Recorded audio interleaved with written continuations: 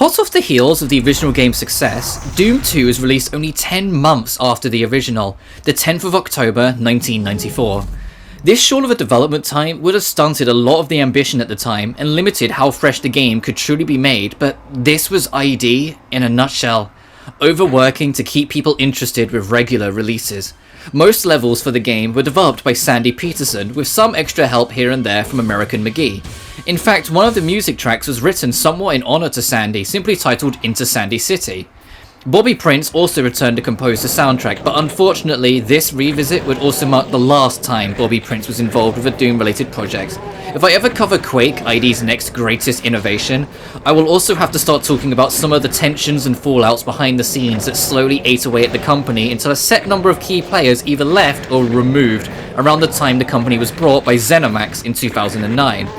In fact, I'll probably have to talk about it when I eventually get to Doom 3, because ID was already an extremely different company by the time that released in August of 2004. But I'm getting ahead of myself. That's later, at another time. This is now Doom 2. The direct sequel to one of the most influential FPS games of all time sold exceptionally well at the time, and burned close to $5 million in advertising alone. Additionally, unlike its mail-order predecessor, Doom 2 was available on store shelves this time around as a complete box, making it infinitely more accessible to the average audience at the time. Doom 2 abandoned the original episodic structure in favour of having one long campaign instead. The levels have names but equally are still numbered, so at least for now you can let go of the E2, M6 examples of the first games and enjoy the simplicity of them just being called maps, so whatever number then follows, so M1, M2, M3, etc. It also means no resets. When you find a weapon, as long as death doesn't claim you, it's yours for the entire rest of the game. Lastly, I'll be assuming you've seen my video on the original, so won't be re-explaining returning features, enemies, or weapons, so treat this like an extension of that video instead. But that's enough of the background setup. Let's get back to ripping and tearing the demonic in Doom 2, Hell on Earth.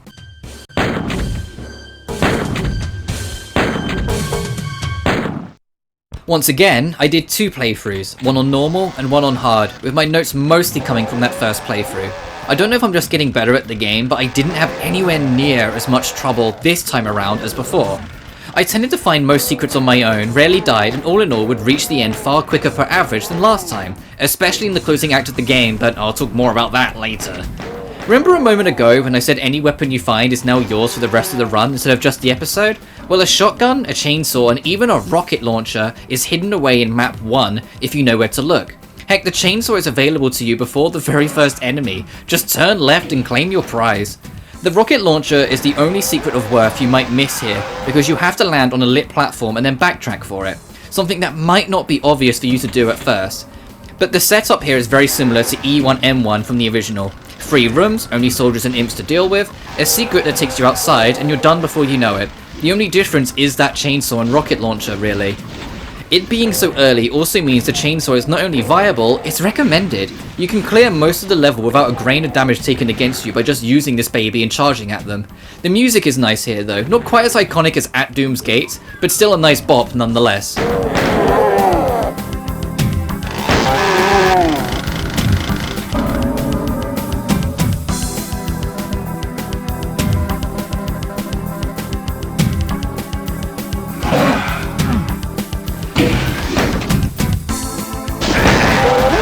M2, however, is where the game changer hides. Well, I say hides, the level only has one secret, and this new toy is not it. Snuggled away in the side room along the main path is the Super Shotgun, a double-barreled showstopper that does burn through 2 shots per pull of the trigger. At first, I was somewhat indifferent to the weapon, especially as it has a slower reload than its predecessor. Then I used it against a gang of enemies and watched one pull of the trigger destroy everything in its path without fail, including enemies that would usually take several shots from the pump action. It then became my default shotgun for the rest of the game.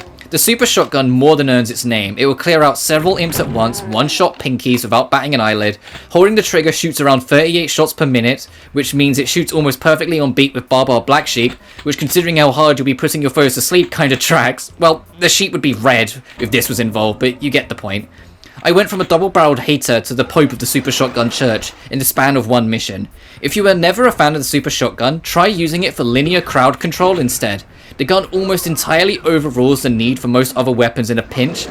but for those who don't want to rely on it, it can clean out a busy corridor for you. M3 also only has one secret, which did start to worry me because it felt like they'd been given such a reduced role in this compared to the original. Not that they were spectacularly needed in the original, especially once you got your arsenal in each episode, but I was hoping they'd give them more of a purpose here to make up for the fact episodes don't exist, and thus you never lose your weapons. But no, it seemed, at least by this point, that secrets were just unneeded now, and so were put to one side. We can get our chain gun back from either the pickup point on the main path or by the new variant of the soldiers you'll encounter here. Doom 2 has a red-coated soldier that instead carries a chain gun on it instead of an unnamed rifle or shotgun like before. Meaning if caught in the hit scan, they can stack damage on you pretty quickly, something that would be a dreadful threat in the original, but here serves to balance out the super shotgun even if the weapon still one-taps them from a comfortable range. Our dear friend the Spectre also returns here, and this invisible pinky died before I even realised they had joined in because I got a little trigger happy on the super shotgun and somehow drew blood on the creature I couldn't see. Whoops.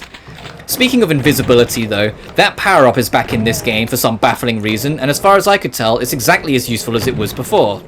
As in, it's pointless. The invisibility should be invisible on your strategies for beating each level because it won't help you at all.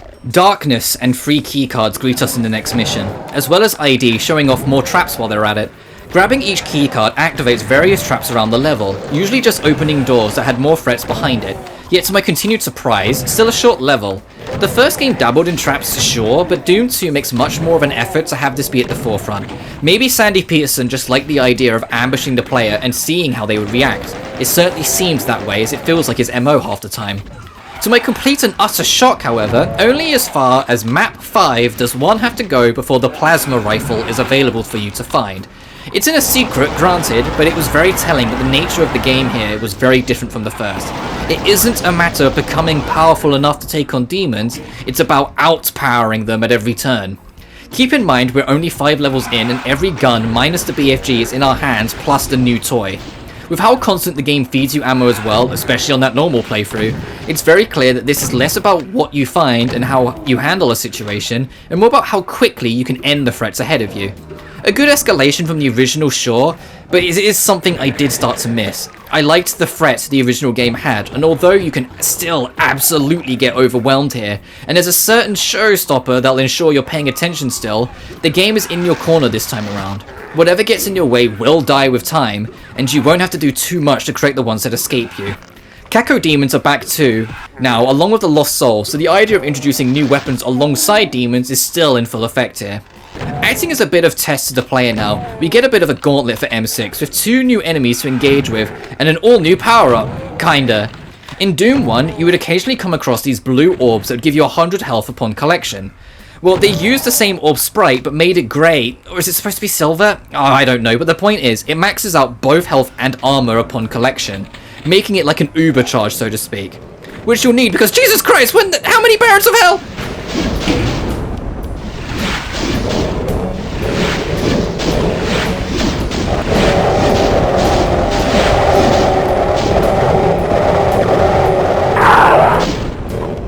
Oh, well, these aren't actually Barons of Hell. They use the same sprite, but they're pale now, so completely different, trust me.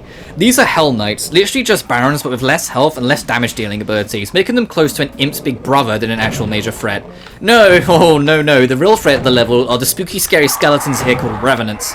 They have homing rocket launchers attached to their shoulders, and they're skeletons. 10 out of 10, best enemy ever. I wish I was kidding. These spooky boys of bony battering are genuinely great new additions to the game. I love these stupid fucks. Once on the other side of this gauntlet, the story shows up again in case you forgot what happened.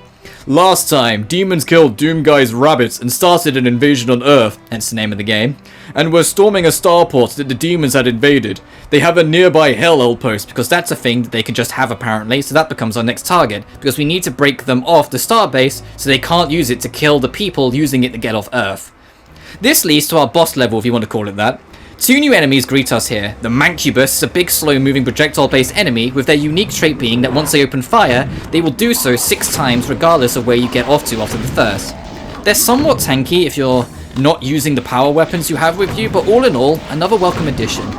We had reskinned Barons earlier, but now we also have reskinned, and a little smaller, Spider Masterminds, now called the Arachnotron. Thankfully, unlike their overlords, these don't have hit-scan weapons, so are just giant spider enemies that tend to attack you in packs, but still use projectiles. As long as you have room to move, you'll get through it, just be careful. They are brain monsters, so that has to count for something. They tend to lead their shots aiming where you're going and not where you are, so jittering left and right can make them miss you if used correctly. Maybe save your rockets for them in this instance though, since it barely takes any to kill them regardless of difficulty, especially if you're getting caught by these leading shots often.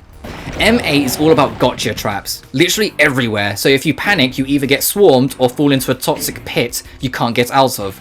The lab coat is back in all of its green screen gridness, and so is the invulnerability. But that's not all on this reunion party. The BFG is here too, 8 levels in and already fully equipped for the entire rest of the journey. Damn! Oh, Dad, I didn't know you were a teacher. Why are you teaching the kids violence though? Look at them, they'll destroy you, Dad! Dad, no! No one can ever know what happened here. Cyber Demons and Barons of Hell are back in full force now. Episode 4 of Doom 1 really was a warning, huh? At least when the level's over, you can break into M9, which houses the best track in the damn series up until this point. I know At Doom's Gate from Doom 1 is iconic, but Into Sandy's City is just perfect to me, and it's a crime that this is the only time it plays in the whole game.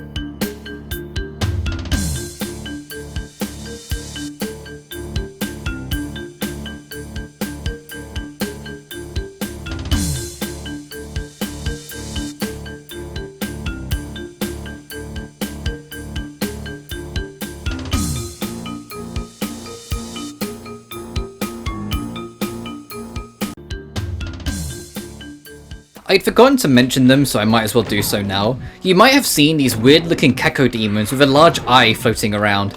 These are pain elementals. All they do is create more lost souls, and that's the enemy, and also why I forgot to make notes on them, because summoner enemies are really that noteworthy. When they die, they explode into more of them. Anyway, the level is a complete switch maze, which I don't mind admitting I ended up in for an extensive amount of time trying to solve it. In fact, I can genuinely compliment the puzzles in this game. Although not too complex, they're a lot more varied than before and feel integral to the design and not just a little extra to take time away from the demon slaying. M10 has 18 secrets. Trying to make up for the rest barely having any, eh? Yeah, I see you. Although not as intimidating as that 22 from the one level in E4, Doom 1, it does follow the same principle that most of these secrets are bundled up together, so if you find one in a room, poke around, you'll probably find 5 more. This was also around the time my interest in finding secrets in general started to wane. I already had my entire gear, and as you may have noticed, no secret levels yet. They do exist in this game, don't worry, just barely any in comparison to the original. But this still poses a problem. The secrets in this game are far less valuable than they were in Doom 1, so much so you genuinely don't have an incentive to go for them after a while, so I stopped trying to do so. If I stumbled upon them, great! If not, I'll just see Dad again anyway. I was thinking it's about time for a wrestling match anyway. The very short turnaround for this game unfortunately shows a little strongly at times. The game is almost entirely reliant on its level design to spice things up now, because there's nothing new to offer elsewhere, and unlike Doom 1, where you were on the home stretch when this happened, here we're still in Act 1. It's absurd how lacking this game is in areas, while just dogpiling on enemies to try and make the difference, and unfortunately it doesn't work. I love Doom 2's new content when it shows, and we haven't even got to everything yet, but the rest feels like same verse as the first but a little rearranged. And maybe in 1994 that was all people wanted. Heck, there's several franchises I can think of where I've just wanted its sequel to be more of the same. Just here though, it started to wear me down as it went on. To make matters worse, the game crashed on me more than once while playing. It might just be something with the PS4 version because even Doom 1 had a couple issues, but a game that was already deflating me, then killing some of my progress on a whim really didn't help. Map 11 is the final area of Act 1, and it's a test on what you've learned by using switch puzzles again, but now with teleporters and a lot of trouble. The level being effectively one giant circle did help ensure I kept on track of where I needed to be, but I was more happy to be done with the act at this point, hoping that the level design can pick up going into... Oh dear god, what the hell is that? Ah! Archviles! The bitch you thought you were good? Demon. Dude can hit scan you from just about anywhere, does huge damage, can literally resurrect his fallen brothers, takes more than 5 rockets to kill. This guy is the biggest threat of any situation at all times. If this thing is in the room, you have to prioritize it. This is both the best and worst thing about Doom 2. This guy will ruin runs, will end your life and then cackle about it. You will die to this thing or its shenanigans more than once, and it'll frustrate you every single time. But you know what? It's also the biggest skill check so far by a landslide. This thing alone kept me playing because every encounter with them forced me to up my game and prepare for everything that could come. Despite my gripes with this act, Act 1 having a showdown with this thing made it all worth it. From here, we stop the Demon Hell outpost and give the whole of Earth, every single human on it, a warp to a safe nearby planet. There, Doom Guy goes to Earth to fight off the demons and contain them on Earth until his last breath. Until he hears from a radio signal sent by the people that the entrance to Hell is actually located in your hometown, thus setting up Act 2.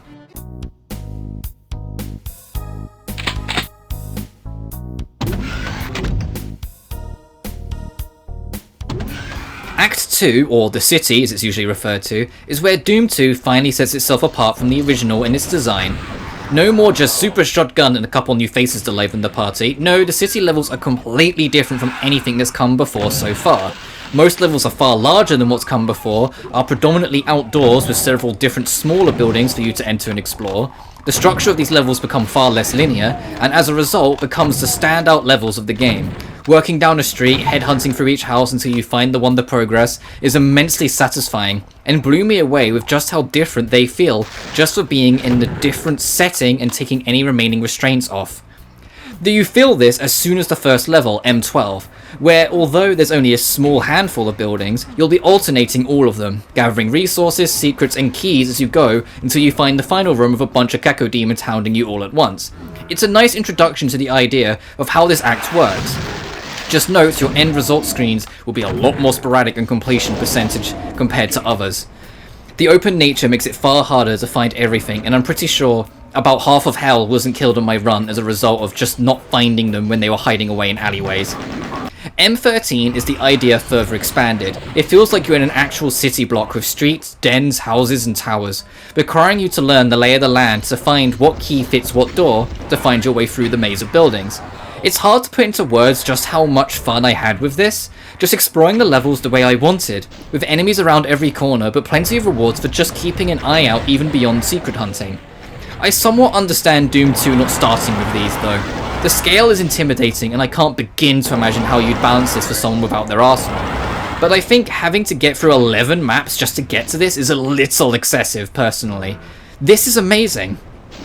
M14, being a smaller scale enemy rush more akin to Doom 1 again, was actually appreciated because of it not being the norm anymore, it instead being a breather in between these giant maps. Well, if you can call it a breather, an Archvile is here just in case you think you're actually taking it too easy, but now there's actual structure and balance, the game has its spark again. M15 is where, finally, our first secrets level is hidden away. It's another city level and took me way too long to find it with all the key trades and warping between buildings and just about everything in between, but it was very much worth it. We haven't had a secret level in far too long. With the secret level, there's good news and bad news. The bad news is, this secret level is one of only 2 in the game and the other is found in that level.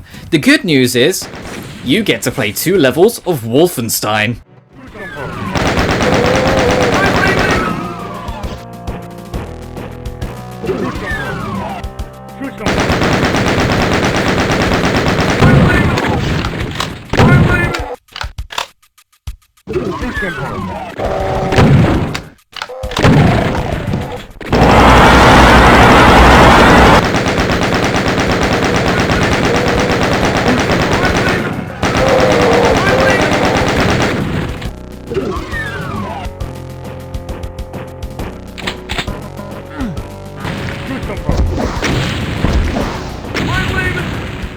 my first playthrough, it didn't even cross my mind that a second secret level would be hidden in the first, so I had to instead nab it on my second playthrough, where I died a little more and thus lacked all of my weapons. Not that this mattered, these are still two very well made and definitely appreciated secret levels. They may be few, but they're heartfelt nods to the past, even during a time where they weren't that old. On the level select, they'll be listed as map 31 and 32, respectively. They're worth going for not just for the fun of the references, but because the latter will deck you out with a monumental amount of ammo with a grey orb alongside invulnerability. Perfect before you face off against... Dad? I always knew you were with the Nazis. I'm not in the know enough of 90s references to know why Commander Keen is here too, but I suppose it's just another ID reference while they were at it. Once out, just like in Doom 1, you return to the level after the one you entered, so we come out here in M16. If the Archvile at the door is any indication, it's time for another Gauntlet level, and my god can a lot of enemies spawn at you at one time here. The BFG should be getting some work done now if you plan to make it through the carnage today. Some Bone Boys are here too to warm up my day. Feels like we're moving more to the outskirts of the city now, less buildings and more open space than before. Figuring out how to get out of here took me a moment as well, something that was starting to become a theme of the city. Heck, M17 has a puzzle locking off the exit, requiring you to back and forth between 3 corridors, because reaching the end of one unlocks a little bit more of a different one. Although I eventually figured out what was going on, it's made itself apparent that the city's challenge comes from hiding the exit as much as possible from you. Oh, and the occasional Archfiend to make sure you never stop worrying about what's around the corner. M18 being a giant arena with loads of freebies to max out your health, armor, and ammo only served to put my nerves on going into M19 instead. It feels like 18 was there to prepare me for what came next, which if Doom of all games is doing that, must mean trouble. To get out of M19, you need all 3 keys that have now become skulls just like in the first game. The catch is that all of them are hidden in secrets, meaning the game is going to force me to actually care about secret hunting again. Which I have to ask, is it really even a secret when it's mandatory to progress? Well, the game seems to think so I guess I'll just shut my whore mouth. M20 is literally called Gotcha. I wondered why up until I entered the main room and saw both a cyber demon and a spider mastermind appear at the same time. Not the Arachnotron, this is the full spider mastermind with the hit scan and everything. However, this encounter can be trivialized entirely if you just line yourself up with both of them, so one is forced to attack the other, making both turn on each other. I wonder who will win. My money's on Dad.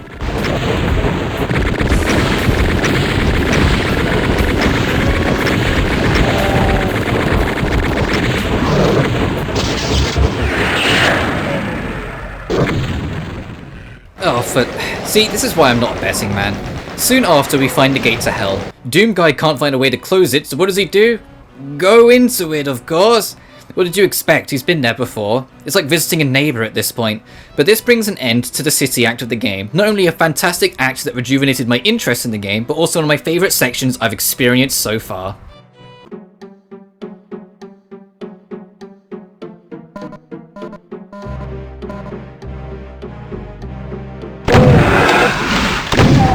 Being in hell means we get a cool skybox again, although not quite as eye-catching as before, it's still pretty cool.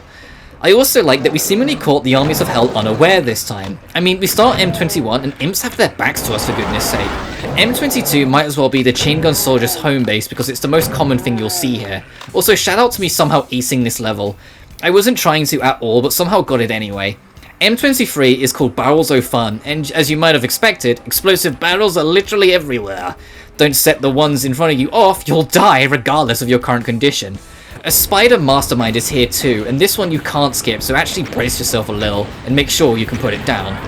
If it feels like I'm just gliding through these levels, it's because I kinda did. Hell starts out with way shorter levels, especially compared to the city, with very simple puzzles you usually solve at a glance.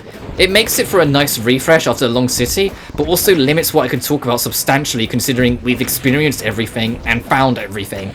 That said, I'd rather it this way than whatever Act 1 was of this game. But it does feel a little unorthodox at times compared to other levels we've experienced in both games. What I mean is, in M24, you start with a literal hedge maze and end doing tightropes. Like, what is this? What are we doing here, guys? Why is hell so random and slapdash this time around? It feels like the last act was put together in like a week with how disorganized it all feels. At least M25 has a blood fountain with a revenant dancing on it, but it still kind of flew by for me. And just like that, we're in the latter half of the act. I was so baffled at how quickly these levels were flying by that I just didn't know what to make of it. The game seemed hell-bent, get it, on rushing me through the end without stopping to make me really do anything. Just kill things, move on, kill another thing, go, so on so forth. M26 starts with a cross-shaped room before finally taking us back outside again briefly to see what the hell sky looked like once more. The level also gets a brownie point for having a secret right behind you at the start. As someone who'd entirely switched off in trying to get them by now, it at least made me crack a smile to spot it. The level itself though is deceptively linear. It may be a cross-shaped path, but there's only one door for you to really open. A key is on the other side to unlock the next, circling the room until you get the yellow key and leave. Almost felt like an early game level if it weren't for some of the enemies being so much more tougher. On to the final 4 levels though. 27 is actually pretty fun and original. It's a near pitch black darkness for the most part, with archviles, barons of hell and revenants hidden everywhere. But what's hidden literally everywhere as well is night vision goggles and invulnerability, making the level a predator versus prey situation where you ultimately get to play both sides. Completely schooling an archvile has never been so cathartic. You can get a similar feeling in M28 as well. You just gotta find the keys hidden behind fake walls first. Not to be confused with the secret walls that are actually just doors. No, these are walls you can just pass straight through. Along the key hunt, you'll find a room with a BFG, 3 invulnerability pickups, and 2 spider masterminds, surrounded by a bunch of arachnotrons. Do I need to spell it out for you? That said, I saved the BFG ammo and just super shotgunned them to death. The second died hella quick too, because its children turned on it for some reason. This is also the last level with secrets in it full stop, by the way, so fare thee well, Doom 2 secrets. You won't be missed, because really, what purpose did you serve after we got the BFG? The penultimate map is a long corridor of enemies, testing everything you have one last time. A satisfying final rush, I might add. They don't go overboard with it like a certain episode 4 did, but they do test you more than you would have been tested up to this point. Everything is out for you, but you've come this far, so now it's just seeing the light at the end of the tunnel. Heck, even Dad showed up one last time to cheer us on. Finally, in M30, we're given literally every single weapon in the game, if you somehow don't have them by now, before we come face to face with the icon of sin. Hey, here's some homework for you guys if you somehow didn't already know. Play that speech backwards and look up what happens when you no-clip into the icon of sin itself. Thank you, John Romero. The Icon of Sin boss has a huge stroke of luck attached to it that can either give you the free pass to beat it in one, or will simply summon archviles on you, ending the run almost immediately. The setup is simple. At the top of the area is a switch. Pull it and a tall pillar will rise. Once it's completely risen, you can tap it to bring it down to your level. Then, while it goes back up with you on it, you have to aim rockets into a small hole straight into the Icon of Sin's brain. Hit it 3 times, you win. It's a precise shot that's easy to miss, especially when everything else is gunning at you. The biggest thing, however, is that when an enemy is spawned in, it effectively warps the enemy in. Which, do you remember what deadly strategy I told you guys about in the last game? That's right, these enemy spawns can telefrag you. 2 beings cannot occupy the same space at once, so it will always instantly kill whatever was there first to make room for the second. The demons spawning in are second, so be careful because you absolutely can get telefragged and instantly just get deleted. If you're playing any version with save states and have been using them, use them very carefully here. If the random spawns end up screwing you over, a save state won't make it redeemable, I promise you. Only use it if you're absolutely certain in that moment you're somewhat safe to do so. Once you blow up the Icon of Sin, the game is over. Earth is safe and hell is kinda fucked. All's well it ends well, I guess. Well, until 64. And hey, even the Doom guy gets into the idea of helping rebuild the Earth, saying it'll be more fun to rebuild than to destroy. Act 3 is just so weird to me. It feels like I dreamt up most of it of how it just passed me by. Some of these earlier levels are unbelievably short, and most forms of puzzle solving just melt away into mindless slaughter for the second half. I said it before, but it screamed of being rushed. Being put together in such a short time as it did must have put an unbelievable amount of extra stress on the entire team, and the level designed by Sandy and American started to break too much by the end. Which brings us to the end of my Doom 2 journey. I'm aware, just like Doom 1, that there is an expansion to this game that came out about a year later, this time being more honest and just called the Master Levels. Another near 20 levels of pure brutality on the scale of Doom 1's Episode 4 would honestly just put me on suicide watch, so I passed. Despite my many criticisms this time around, I did still enjoy myself, but I'm aware that if the city wasn't what it was, or if the super shotgun wasn't as much of a game changer as it became, this entire game would just be an irrelevant downgrade from the original. But because it has these, it narrowly gets into being a fun but flawed experience. Doom 1 I can see myself coming back to. This, however, I unfortunately can't at all. It's still worth trying, but maybe don't play it too soon after the original, or you will really start to notice the stale bread an unfortunately decent chunk of this game is. That said, if you love Doom 2 and prefer it over the original, I can see why. With a great focus on action and it being one long journey as opposed to everything getting split up like before, it makes for a nice, solid campaign experience. I can understand the love, but equally I hope in return you can understand or at least respect why this just didn't do it for me entirely. A fun game that just barely misses the mark in a few too many places to be truly brilliant. Thank you so much for watching as always. Remember to like and subscribe if you haven't already, as it helps the channel grow. Doom 2 took me even less time to finish and prepare my script than before, but hopefully I still managed to make something here that was worth your time. If you really liked what you saw, you can find several links in the description of this video to support me in various ways. Regardless, the next time we meet in Doom, it will be on Doom 64. Does not necessarily mean it's the next scripted video I do, it honestly comes down to just how I feel when I decide to work on something, but regardless, stay safe and take care wherever you are. Peace.